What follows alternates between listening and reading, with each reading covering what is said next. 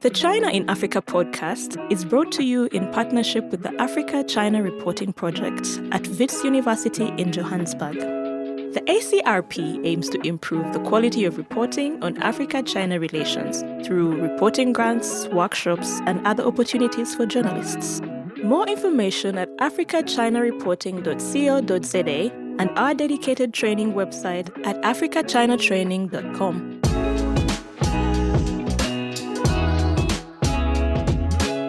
Hello and welcome to another edition of the China in Africa podcast, a proud member of the Senegal network from SupChina. I'm Eric Olander, and as always, I'm joined by Cobus van Staden, the senior China-Africa researcher at the South African Institute of International Affairs in Johannesburg, South Africa.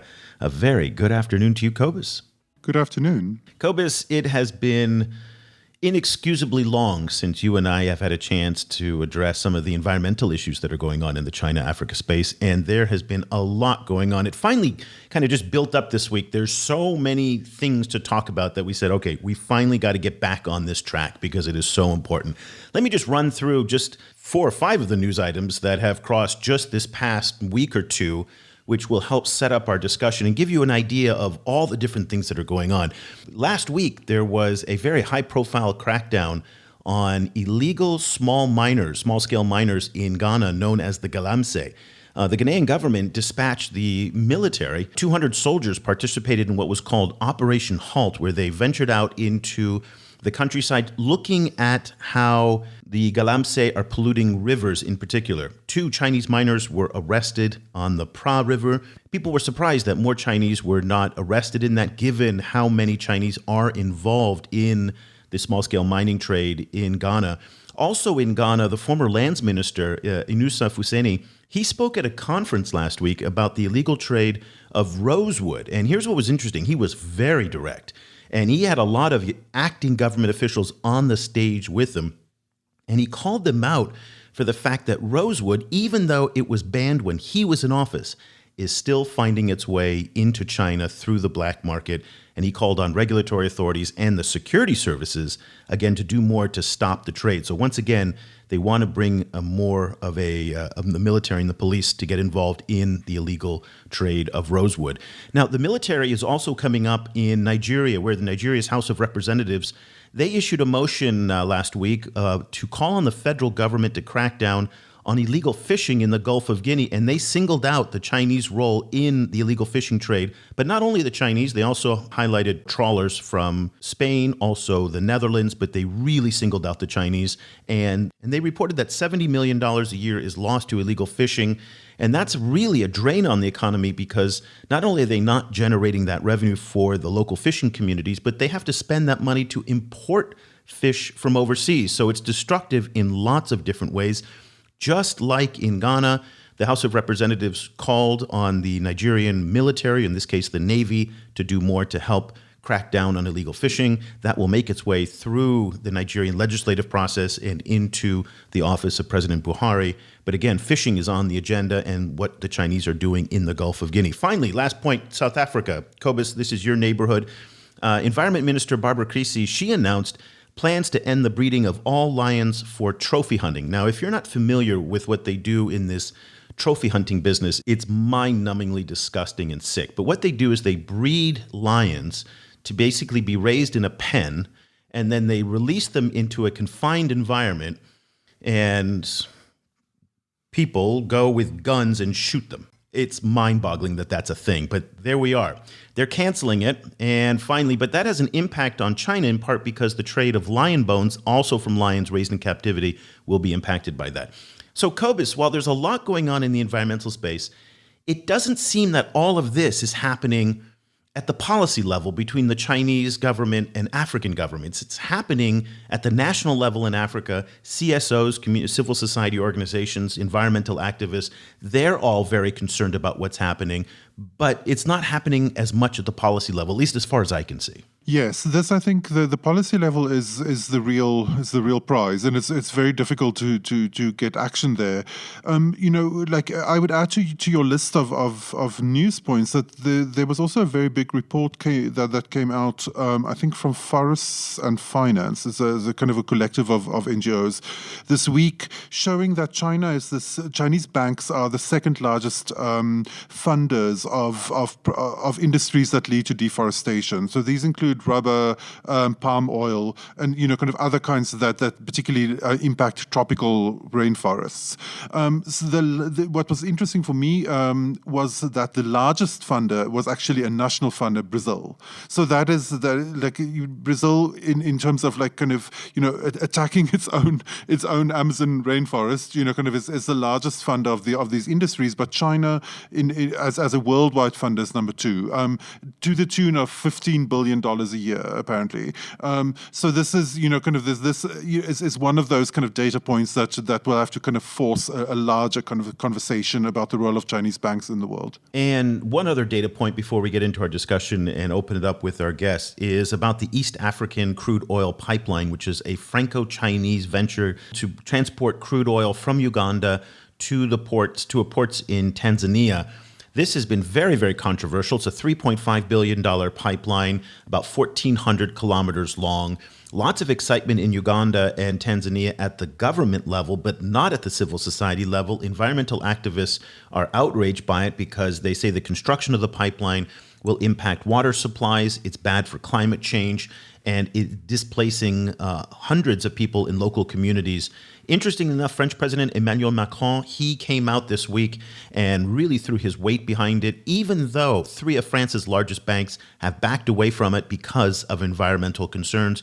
But no indication right now whether CNOOC, the Chinese partner on the East African crude oil pipeline, is holding firm. They are staying firm for now, but we've seen in the past with the Lamu coal plant that Chinese banks can sometimes, and Chinese oil companies can sometimes be more sensitive now to these environmental issues than they were a few years ago. Okay, so lots to talk about today. What we wanted to do today is bring you both an African perspective and a Chinese perspective on some of these issues. And for that, we are thrilled to have two amazing journalists with us to break down some of these different issues that we've raised and some of the issues that they're following in their reporting. Let's start in Cape Town with Terna Gyuse, who is a contributing editor on the Africa desk at the environmental news site Mongabay. And he joins us on the line from Cape Town. A very good afternoon to you, Terna. Thanks so much. How's it going, Eric? It's going great. We're really excited to have you on the show. I'm a big fan of everything that Mongabay does. So this is the first time that we've had that opportunity to talk with somebody from Mongabay. So that's fantastic. Also, let's go now to Beijing, where Zhang Zhizhu is joining us again for the first time in 5 years. Zhizhu is a journalist who was written previously for Caixin Weekly. Also, she was the former Nairobi correspondent for Phoenix Television, which is a TV network based out of Hong Kong. And she's also written for the environmental website China Dialogue, and she does a lot of environmental coverage. Zhizhu, welcome back to the program. Can't believe it's been 5 years already. Thank you, Eric and Cobus, for inviting. Well, we asked both Zhizhu and Terna to give us some of their key issues that they're following. We're going to go one by one through the topics that they want to discuss and then throw in some of these other issues that Cobus and I addressed at the beginning of the show. Zhizhu, let's start with you. You identified Chinese investment in coal. You've talked about how there is speculation that the Chinese will end some of the financing for overseas coal projects. At this point, that has not been official. There's a lot of concern about the Senghua coal power plant in Zimbabwe. Also, the fact that the Chinese are rebuilding the Huangwei coal power plant in Zimbabwe as well. And given the fact that there is so much attention paid to emissions and the climate change right now, there's a lot of concern about what role China is playing in coal-fired power plants, not only in Africa, but throughout the global south. Talk to us a little bit about what you're concerned and what the issues you're following with regards to Chinese investment in coal. Right. So thank you, Eric, for bringing up that topic. But I have to say what I feel about the issue of coal in China is that the topic of coal is still quite a sensitive topic. I don't see clear consensus between, say, policymakers, researchers, and the public on how should we achieve this, carbon neutrality via reducing the use of coal. So when the problem comes to China's international investments, I think there has been a lot of speculation that, China would end finance in overseas coal projects. And the reason is, first of all, we have seen the past few years, a lot of developed countries, especially, led by EU, has made strong commitments to, stop financing new coal projects and then gradually, reduce the construction and use of coal power plant. In regard to the, upcoming FOCAC, I think we, like many countries, would, expect China to be more clear on where this overseas investment on coal project will go, because like domestically, the attitude is not clear enough. And then, internationally is even, blurred. At least I hope China would, in the coming years or, in the next FOCAC, will at least talk up a little bit about, the issue. So the FOCAC that Zhizhu referenced is the Forum on China-Africa Cooperation. That is the triennial summit of African leaders together with the Chinese. This year it's going to happen in Senegal. We don't know when it's going to happen. We don't know if it's going to happen in real life. Interestingly enough, in the last FOCAC, there wasn't a very strong environmental theme that was there. In previous FOCACs, ivory was a major issue. So it will be very interesting if this year environmental issues do get back on the agenda. But at this point, I'm not that optimistic. But Cobus, over to you. Terna, one of the topics you mentioned is fisheries. So as Eric mentioned at the top, there's now, a campaign gathering speed in Nigeria, and particularly also, attempts in Nigeria to try and kind of focus the attention on the impact on GDP, and kind of profit on the national level. But you pointed out that it also is having a lot of impacts on the local community level, including other like additional knock-on environmental impacts. I wonder if you could talk a little bit about that.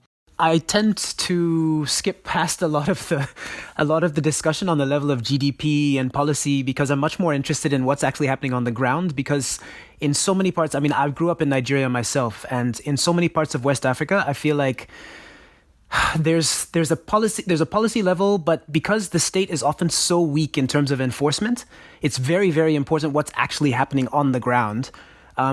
Irrespective of what's being said or what's being planned or what's being discussed above their heads. Fisheries in West Africa has, offshore, there's been international fleets have been operating off the coast of West Africa for quite a long time with regards to fisheries. And increasingly in the stories we hear about Chinese fishing fleets. And I'm also very cautious about the prominence that the impact of Chinese fishing fleets is, what's the impact there?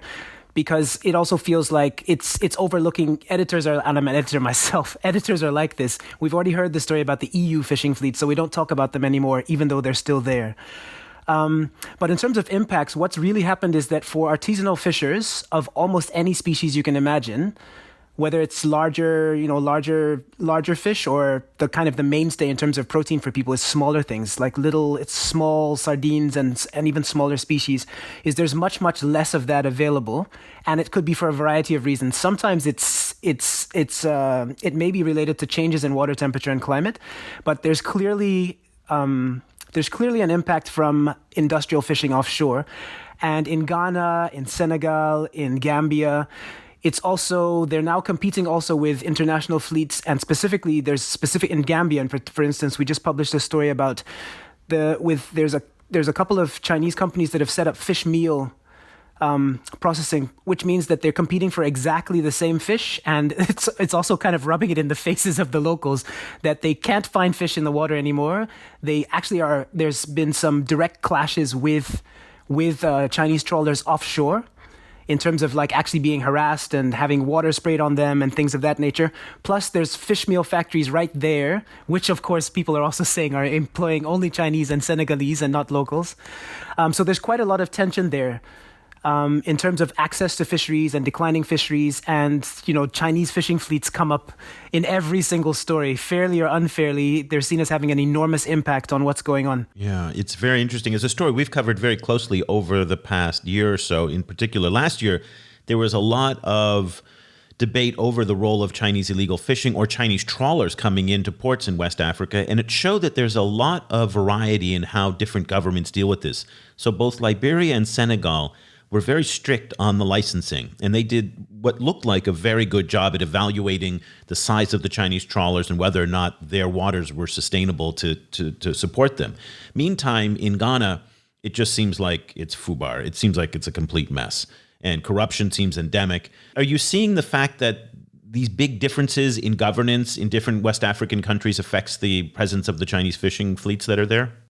I don't know how I would really assess that. I don't know if anyone's really assessed that, because there's very different things in terms of what people say. But my impression is that the capacity to really monitor what's going on, especially when you have transshipment offshore of catches that then go into refrigerated boats, it's very, very difficult to know for certain how different the actual impacts in terms of what's going on are. And given that it's more or less, it's the same handful of large companies that are involved, whether it's in Gambian, Senegalese, or Ghanaian waters, I'd be surprised if their habits are actually that different across the different jurisdictions. But I wonder if the fact that the Gulf of Guinea now is considered to be the most dangerous waterway in the world because of piracy, and Chinese fishing vessels have been attacked repeatedly by pirates.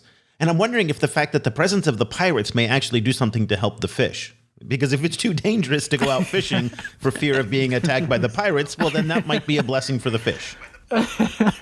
Pirates have long protected waterways from all sorts of comers. It's an interesting question. I don't know. I mean, there's certainly still a strong presence offshore, and I think there's the Gulf of Guinea, and then there's further up the coast, like further out towards Senegal and Gambia. I think is quite a different story, and it's not something I've really looked at, but I have always understood, it's a Nigerian bias. I've understood the pirates to be mostly interested in the clearly wealthy, in the clear benefits of taking on, it's the oil industry really that attracts that kind of thing. And so I don't know. I actually hadn't followed pirate attacks against Chinese fishing vessels. How well have they done out of those boardings, or how well have they done out of that? I was very interested actually to find out what impact that's having. Yeah, the Chinese are reportedly paying ransoms, and that is just like a moth to a flame. So, yeah. It's the beginning of a bad thing. Zhizhu, we were talking about the this kind of like impact on the community level. You mentioned earlier that that there's interest in the Lamu case. And just for listeners who haven't been keeping up with this, it was a coal powered a purported coal powered plant that was raised and then defeated in the Kenyan courts by a group of community groups and NGOs. So I was wondering, you mentioned that there's this discussion about ways to try and kind of give a stronger community voice in these kind of project processes and project approval processes. Can you talk a little bit about what some of the options are there? Like how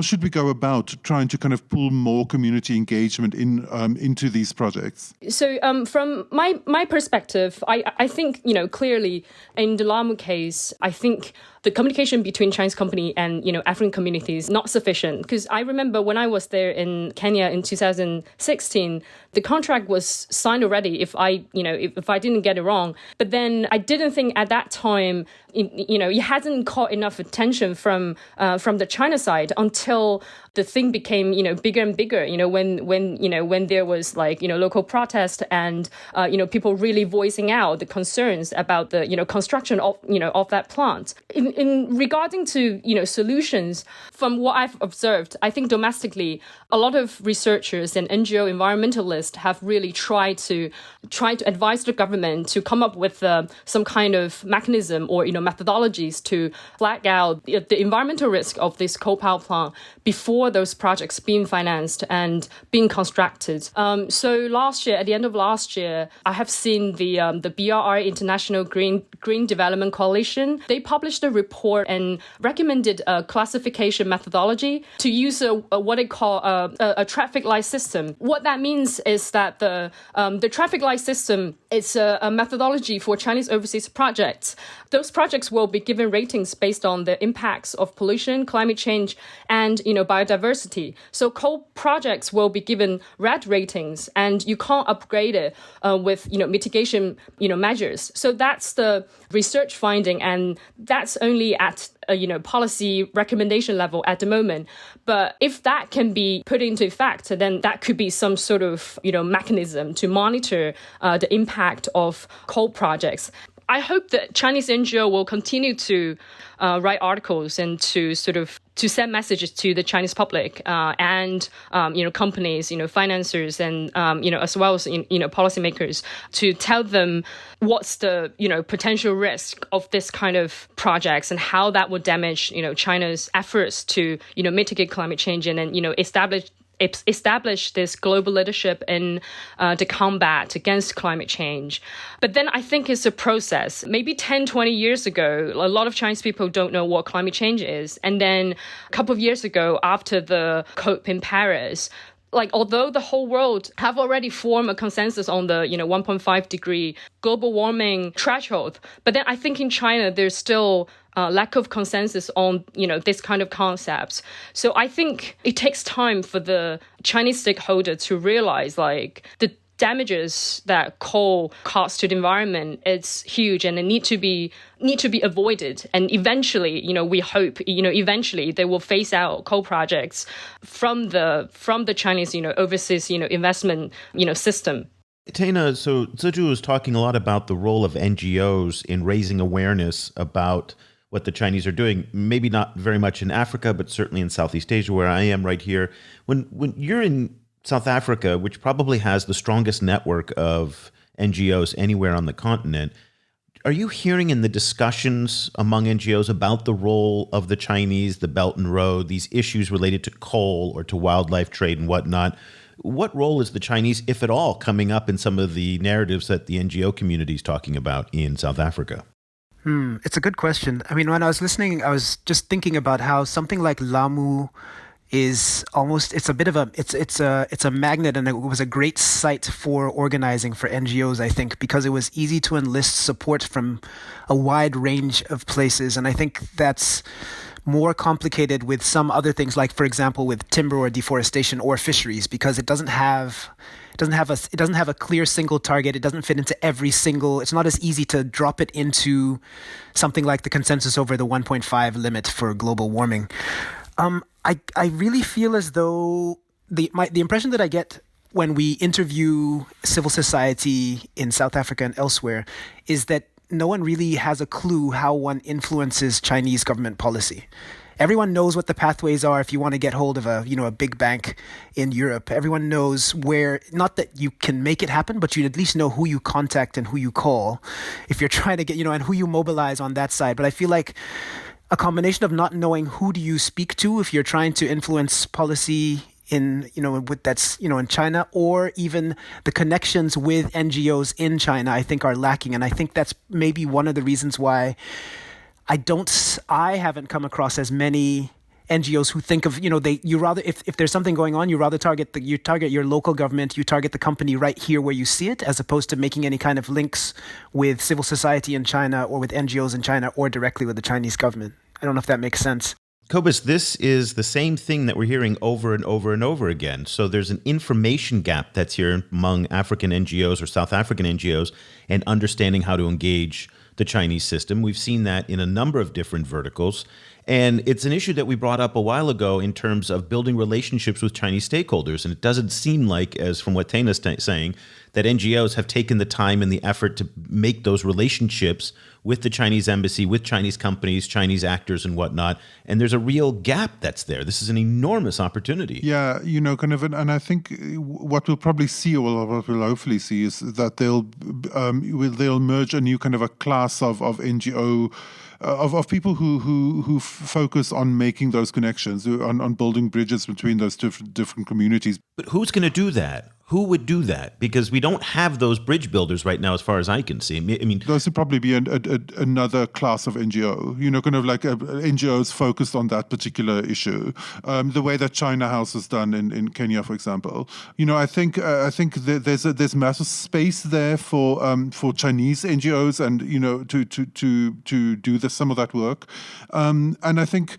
As there's more, I think a lot of it depends on the level of awareness within China about the kind of pushback from communities in other parts of the world around some of these projects, which as Zhizhu has pointed out, takes a while to accrue. Yeah, I just wanted to jump in. I really strongly agree. I think that NGOs and civil society are very much creatures of habit. I mean, I spent some time working in the NGO world, and so it is. It's to people don't want to be out of their depth, and also really. I think that entirely new NGOs who have taken from the beginning, have taken an understanding, like developing an understanding of how things actually work in China is really going to be the key to this. Because I think existing NGOs just don't know, and they're intimidated and sealed out and busy with something else rather than actually figuring that out. Okay, let's put that question now to Zhizhu. Zhizhu, so there's a gap right now between African stakeholders of all sorts and engaging the Chinese government, corporations, NGOs, and whatnot. What Terna is saying is that the NGOs don't know how to approach their Chinese counterparts. What would you recommend, based on your experience living in Kenya and on all your coverage that you've done over the years of environmental issues, for African NGOs to better engage their Chinese counterparts? What would you recommend? How do they get started? I think, because in China, those kind of campaign and protest through like using those means to voice concern is not really a viable means. So, and then what I have seen, for example, when I was in Kenya back in 2016 and 2017, what happened with the Nairobi-Mombasa Railroad, I have seen the same problems that the constructor of the project, CRBC, they are not very good at dealing with local communities. And then when the criticism came, they instantly wanted to jump away rather than face the criticism directly. But is there a way to overcome that? Because that's the traditional response that Chinese state companies have. But what we're trying to do is get past that. Is there a way to build relationships, to build trust, to open pathways of communication, or is that impossible? Although not many Chinese NGOs have the capacity or have the knowledge to work in Africa, but I definitely think there are some international NGOs. They paid attention to what happened in Africa, and then they have bigger power to send out briefs or policy advice to the government level in China. So I think that could be a viable option for the short term, and I think long term. I think if China can really at the government level, if China can really establish some kind of mechanism or like a dialogue platform that allow the local community to either directly or indirectly to communicate with the decision makers, and or even sort of appeal to the Chinese governmental bodies when there is environmental consequences to local communities like caused by Chinese projects. This kind of exchange of information and exchange of perspectives can become more effective and more efficient. Yeah, here's a question for all three of you, really, is what's in it for Chinese companies to pay more attention to local communities? Because, and I'm thinking about this in context, for example, of, it's not, the problem of being able to influence what happens on the ground through companies or through governments is not limited to China. If we look at, tuna fisheries or fisheries in general, because the companies that do fishing are not particularly vulnerable, as far as I can tell, whether they're from the EU or China, they're not vulnerable to their shareholders being upset about what's going on. They're not really vulnerable. They're not, it's not a reputational issue for them where your tuna comes from for the most part. They're not, it's very difficult to engage with them as NGOs or local communities because there's nothing at stake for them if you send them they don't need to listen to your brief for the most part. They're not afraid of the impacts. So I'm trying to understand better where are the actual points of leverage that would compel, like, what makes a Chinese company, whether it's fishing or building a railway or timber, like what are they actually vulnerable to, and what's in it for them to pay closer attention to local communities? Well, I think, one is kind of ease of doing business, particularly on the ground. So it's not as much kind of reputational damage among their customers or shareholders, but also the kind of impacts that hit their actual operations on the ground. So kind of community pushback on those issues, and possibly the state getting involved, kind of is one kind of point of friction. I mean, this is one of the points of working in Africa, is that frequently the state is so weak that isn't so much of an issue. But we have seen, South Africa is a great example. Like, South African communities are very, very poor and very disempowered. But at the same time, when they protest, they can really cause a lot of disruption. Like you frequently see in South Africa entire highways blocked by protesting communities, with kind of traffic, in all directions. So that kind of on the ground guerrilla protest does have an impact. But it's as you say, it's very difficult to actually make these companies feel it. Couple different things here, and let's look at what's happened in the past. So Ivory is a great example as a case study, and one of the things that happened there was the fact that international NGOs like Wild Aid and Traffic worked very closely with the Chinese government. They were not attacking the Chinese government. And because the Chinese are very, very good at putting up their defenses if they feel they're under assault. So if NGOs or activists come at the Chinese hard, that probably won't work. So what worked in Ivory was the collaborative approach that international NGOs did with local NGOs and mobilized populations of young people, particularly in China, to rally on that issue. That was something that was driven by in many cases, by domestic pressure, which was very interesting on that. The other thing is if you want to name and shame, is to take Chinese language specifically from their own agreements. And I've been highlighting section 3.5.6 of the 2018 FOCAC action plan. Let me quote this to you. This was written by the Chinese, mind you, okay, in the FOCAC action plan. China supports Africa in the capacity building of maritime law enforcement and environment protection to ensure the security of maritime resources and promote maritime development and cooperation, and the promotion of, here we go, sustainable approaches that are environmentally, socially, and economically effective through the blue economy. And I think there's a really good case to be made that the Chinese have not lived up to section 3.5.6. And I would like to see more NGOs really just make a big poster board of that and say, is the illegal Chinese fishing fleets or the distant fishing fleets that are off the coast of Mozambique, the illegal fishing that's done off the coast of West Africa, the illegal abalone trade in South Africa, the donkey trade, which is not maritime, but it's still part of the sustainable environment. All of that has not lived up to the spirit or the letter of what they agreed to in the FOCAC action plan. So in this case, this is where we have to get African governments involved. And I am just blown away, by the way, that not a single African government has spoken forcefully against the Chinese on the donkey skin trade.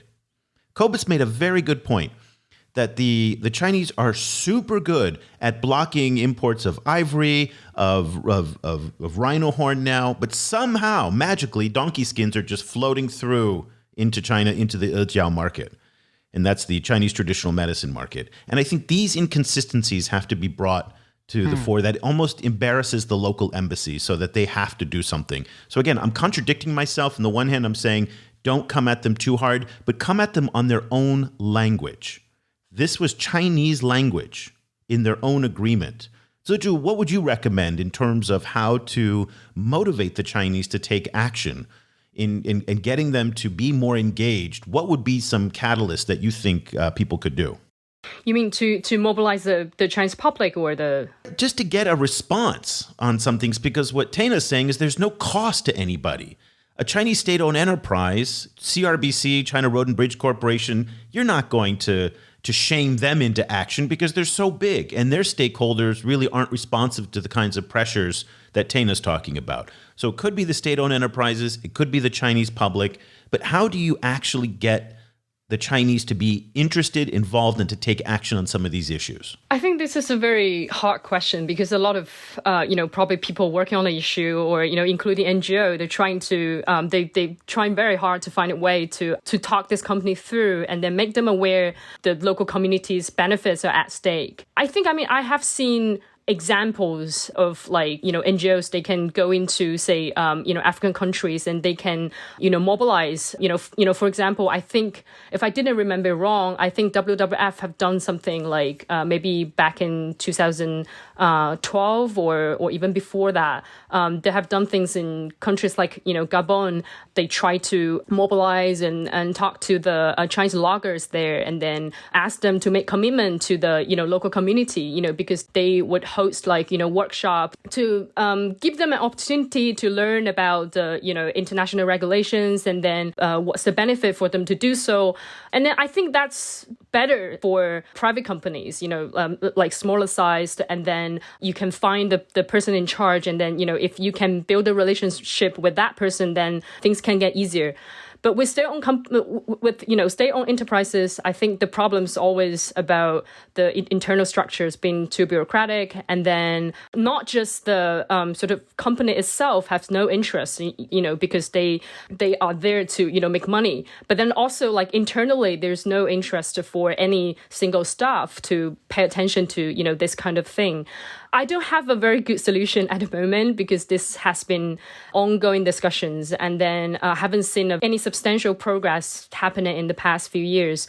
What I've hoped, again, I think at the state-owned enterprises level, I just really hope that the leader in those companies, when the pressure's coming from top down, and then they realize if they have done something that could damage their own reputation, that will have consequences, and they need to be aware of that. Yeah, I wanted to ask both of you. What kind of action or what kind of progress are you seeing in on the much wider level in terms of finding ways for governments to articulate and quantify the entire value of an entire ecosystem rather than the wood or the animals or the the minerals under the ground? What kind of progress are you seeing on moving towards finding a way of thinking about the way that an entire intact ecosystem is so much more valuable in terms of long-term product development around pharmaceuticals, for example, around kind of wellness and superfoods and all of these, kind of like future COVID cures and so on. That kind of future economic value of an intact ecosystem. How much kind of progress are you seeing in valuing that kind of value compared to what you can make in the short term by just selling the trees? Well, I hate to sound negative, but I'm not seeing that progress on the level of governments. I think all the pressures to make budgets happen and to make projects happen, I think they push in the opposite direction. No, I mean, the problem is governments everywhere are they're really under pressure to come up with money to deliver things. And also, in some ways, also under pressure to come up with money that they can. In some cases, there's also a corruption element. But I think the fundamental issue is I think that what governments aren't able to quantify, monetize, capitalize on is just really difficult for them to. I just feel like it doesn't get out of the first discussions. So people can sort of do things with like a carbon credit. Some carbon credit schemes try to take that into account because they come up with a variety of ways to account for the value of keeping an intact ecosystem versus, what can this many cubic meters of wood do? But it's really not. I mean, it all comes down to commodifying and monetizing. On the level of NGOs, obviously, there's lots of thinking of that, but I feel like there's a lot of work to be done to really have that broader sense, that sense of ecological value that you're talking about. I don't really see it happening. Yeah, I think I'm sort of equally pessimistic. I think this problem with how to realize the long-term value of nature and the ecosystem. I think I've seen this not just on the topic of climate change, but also like ocean conservation, forest conservation. Like in China, I think when I often interview policy experts and academics, I think there's no clear consensus on what's the relations between conservation and development. And then very often people thought that's an old debate. We should have, moved forward beyond that. But then what I have seen is there still a lot of people think that, development should come first. And then, there's a sharp line, dividing the conservation and development concepts in China. So I think, there's a lot of things should be done in raising awareness of the public. And then the government started to do something that will actually, affect people's life. For example, China initiated this, plastic ban, although we haven't seen the full impact of that. But then that will be something that, impact people's, everyday life. We hope that people will, gradually, understand the value of the ecosystem. But I think that will be a very long process. So we're going to end our conversation on a rather down note, but that is just the nature of what it is today. And we didn't have a chance to talk about the impact that COVID's having in all of this. But I think, Terna, to your point, that COVID is just going to add more pressure on governments to try and make up the losses with development that may not be as clean as all of us want it to be, simply because they need to find any way possible to either build the infrastructure or generate the revenue. I want to thank both of you for taking the time to join us.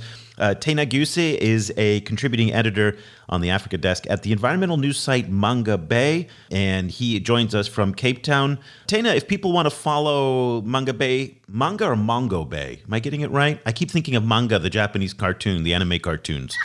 It's in between the two. It's manga, MONGABAY.com.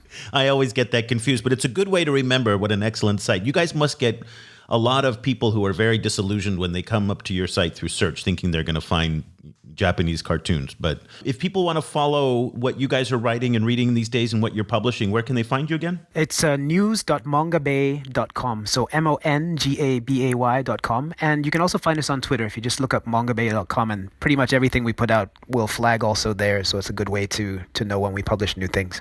Fantastic. I'll put some of that in the show notes. And also, Zhang Zhizhu is a journalist based in Beijing. I will put links to a lot of her previous writing for China Dialogue. She's been on our show before. I'll put all of that in the show notes as well. She's done some great reporting. Zhizhu, thank you so much for taking the time to join us and to share some of your insights on what's going on in China and the way that the Chinese are approaching some of these issues. We really appreciate it. Thank you, Eric and Cobus, for your time. Thanks for having us on. Cobus, Terna's comments at the end were very revealing about the challenge that lays ahead of us. And the fact is that there are not pathways for development and for conversation here on these very important issues, simply because it does not look like that African leaders are taking up the mantle to raise these issues with their counterparts in Beijing. It just doesn't look like it's on their priority list. For years, these issues of the galamsey in Ghana, illegal fishing in Nigeria, rosewood shipments out of Gabon, the abalone trade, the donkey skin trade, whether rhino horn, lion bone, you name it. It's not been put front and center as a critical development issue in the FOCAC agenda. And I don't really understand why, because if African leaders actually put this forward, they would build a lot of credibility with their own people. But maybe that's not the priority. They don't give a crap about their own people. I don't know, but it's just surprising me a lot that year after year after year, these environmental issues go unaddressed. And if it's not being done at the state level, as Terna pointed out, it can't be done in the civil society level because people just don't know where to start. And China's a little bit of a black box there. Yeah, my perspective is a very South African one, and there's a South African kind of saying that the only thing that the government can hear is smoke, which means that when people burn stuff, that's when the government pays attention. And this is just the way that South Africa works. But I think this is increasingly the way it's going to start working around these issues. I think think there's very little kind of like of avenues left open for anything beyond kind of like community direct action on some of these issues. And and as we've seen, in cases like Lamu, for example, that can also translate into things like legal action, which was effective. So, but yeah, I agree with you. It's a pretty kind of bleak situation at the moment, and I think that there's this split between this kind of like very kind of 20th century idea of like conservation as a separate thing from development. That is still a very dominant way of thinking in Africa too, and with that comes the idea that of ecosystems as natural resources, that need to be used as in a kind of a bigger national development drive. So, yep, very difficult. And I think a lot of this kind of work of this kind of rethinking these things, a lot of that is actually coming out of academia. But of course, it takes years and years for that kind of academic work to filter down. But it was interesting what Zhizhu brought up, and when she said that a lot of Chinese stakeholders still see a difference between sustainability and development. And I will tell you, here in Southeast Asia, sustainability and conservation are still considered to be luxurious issues. The priority right now is on raising the per capita income from $10 a day, more or less, to $12 a day. And whatever it takes to do that, we'll do it. And again, I've seen my air quality here in Vietnam go down over the years, and we've seen the water quality, and we've seen all of the development problems that China went through are starting to happen here, because there's that mindset that says we are simply not wealthy enough to think about conservation that way. So there is a disconnect, and that's not uniquely a Chinese thing. I also want to bring up the point that I think a lot of Europeans and Americans get on a high and mighty horse when it comes to the Chinese and environmental issues in Africa. And this is not meant to be whataboutism, but maybe it is. If it is whataboutism, okay, we'll just kind of tack it up to that. But it was interesting that Emmanuel Macron is the one who is pushing so hard right now for the EACOP pipeline in East Africa. Okay? I mean, that is about as hostile to climate change as you're going to get. The extraction of oil, plowing through two countries, affecting water supplies. I mean, it's literally the worst thing for climate change you can possibly imagine. And here is the French president rallying from it. When we were talking about Lamu last year or 2 years ago, who was it that was advocating for coal but Kyle McCarter, the U.S. ambassador? Because Trump was a huge supporter of coal. So it's not always that the U.S. and Europe are sitting on the angel's side here. And I think that's a really important distinction to make. And Macron is just the latest. But the French have been involved in horrific resource extraction in Africa to this day for centuries. And the legacy of that is really important to really bring up to the fore. This is not uniquely a Chinese issue. Yeah, no, not at all. And in fact, kind of Europe's kind of complicity in the destruction of African environments go back 500 years, and it's still going strong. So kind of hearing kind of all of this very kind of pious language coming out of Europe and the US, and so on is rich. Like it's really it's risible. Take it with a grain of salt. Yeah, kind of like these governments, are extremely destructive and on these counts, kind of, and they deserve a lot harder pushback than they're getting. I hope that in the FOCAC this year that they do bring up environmental issues. I'm kind of skeptical because I think the focus is going to be so much on economic recovery in the post-pandemic era. I think it's going to be on digital Silk Road, health Silk Road, and once again, just like in 2018, we're going to see environmental issues shunted to the side. That's my prediction. I just don't see a very strong lobby on the Chinese side that's doing it. There was always this sense, and we've talked about this in previous shows, that we banned ivory, we're good, everything's been solved on the environmental side, fine. Because there really hasn't been an issue since ivory that the Chinese have valued as much on the sustainability side. Is there one? I can't think of any that they have really prized as much as on the ivory issue. Yeah, not that it's gotten kind of, there's been several issues that have gotten kind of like pushed from the African side, but not the kind of reciprocation from the Chinese side. Nope, certainly not fishing. Again, fishing, donkeys, rhino, pangolins, abalone. These are all issues that are going largely unmet. And I don't expect FOCAC to be the venue where they do that. Also because I don't expect African leaders to have the cojones to actually raise these issues. They are really eager to see if there's ways to get Chinese financing for infrastructure and for all of the other economic issues that Terna pointed out. And I think that's going to be the big priority. So unfortunately, we don't have a lot of good news here. And going back to your column in the newsletter from a couple of weeks ago about the University of Cape Town library fire, was that correct? It was University of Cape Town, correct? Yeah.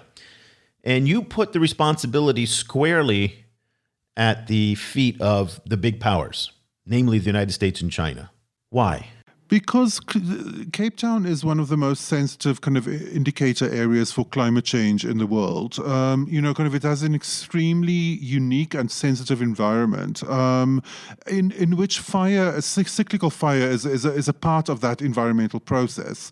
So watching Cape Town's kind of environmental cycle go haywire, kind of more and more, and in a way that then kind of like the fire swept down the mountain and into the university and eventually burnt a whole part of the campus.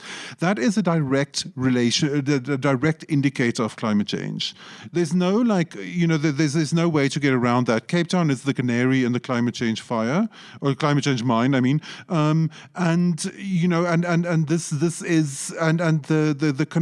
The U.S. and China are the two biggest players in terms of holding back any kind of significant so kind of move in towards a new kind of energy dispensation that will help to get us out of this mess.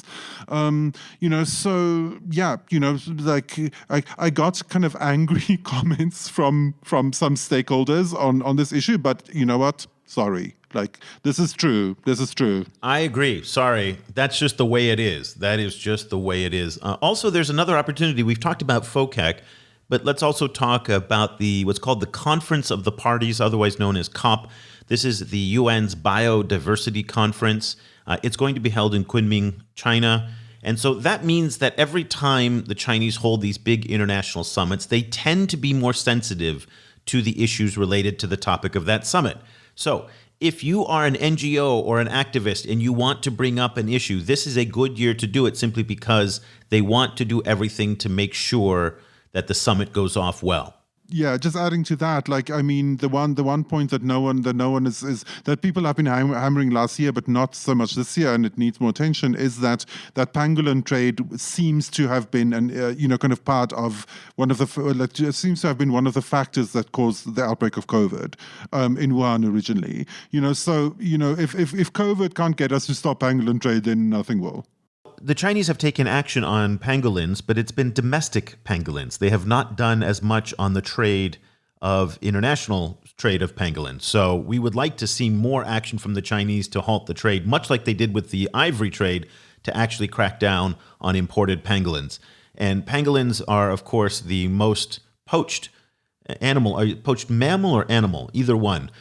Mammal. It's hard to believe that scaly thing is a mammal, but they're so cute. But it is shocking how they intercept tons and tons and tons of the scales, and you think how many of these beautiful animals had to die to fill up tons and tons of scales. I mean, it makes your head spin. So unfortunately, I think COVID has made all of this worse and more complex. And again, another point that you've talked about is the interaction between people, the environment, and these pandemics.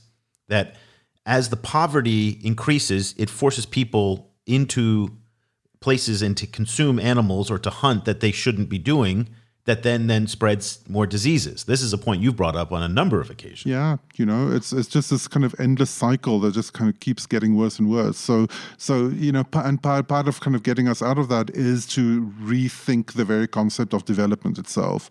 And to kind of to factor these kind of environments into a development paradigm, because it makes no sense to simply tell countries to stop developing. I mean, that will never happen.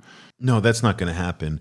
But the movement worldwide to end wet markets, I think, is going to be very important. This was something that China failed miserably after the SARS outbreak in Guangdong province back in 2003. And they made promises to stop the wet markets. And then they cracked down on the wet markets, and then they didn't enforce it, and they gradually reappeared. And from what we can tell is that COVID did emerge out of a wet market. That's as best as we know, as far as I know. And wet markets are not unique to China. There's wet markets all throughout Africa, here in Vietnam.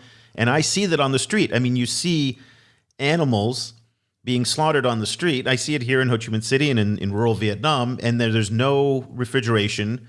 And that's how these viruses make the jump. So when you have heat, people, and animals in proximity of one another, it just is a recipe for, now in this pandemic era we live in, for more problems. So I'm hoping that we will also learn from that, but again, not too optimistic because, well, people need to eat, obviously. We need markets on getting food, but there's a lot to worry about here. So, okay, let's leave it there. Otherwise, I think you and I will need a drink and just to drown our sorrows on this.